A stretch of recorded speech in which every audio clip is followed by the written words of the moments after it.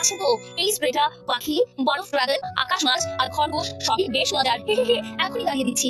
এই পাশের খরগোশটা তো আবার চিকেন ড্রামস্টিক চাইছে, দেখো মজা। মা, ওরা আবার আমাদের জমি দখল করেছে। আর একবার যদি দেখি সোজা পুলিশে খবর দেবো, সাবধান করে দিলাম।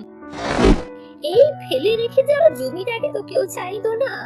আমার শাশুড়ি ঘাস পাতা তুলেছে, মাটি নরম করেছে, কষ্ট করে চাষাবাদ করেছে। এখন কেউ থাকতেও চায় না।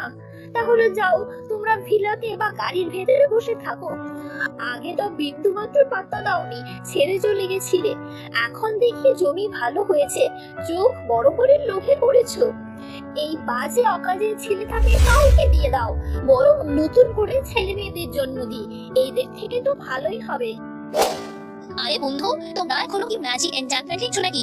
আমার কান তো কে চায় না বুঝি। কে নেবে?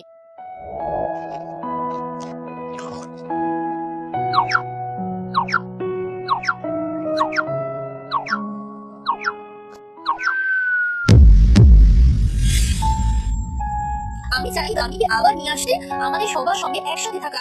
কিন্তু তখন তোমরা তাকে নিতে পারোনি বলে ফেলে দিয়েছিলে। এখন আবার সন্তান কমে গেছে, তখনই ফিরিয়ে নেবে। এসব নিয়ে আর কোনো কথা হবে না, এটা চূড়ান্ত, আলোচনার কিছু নেই।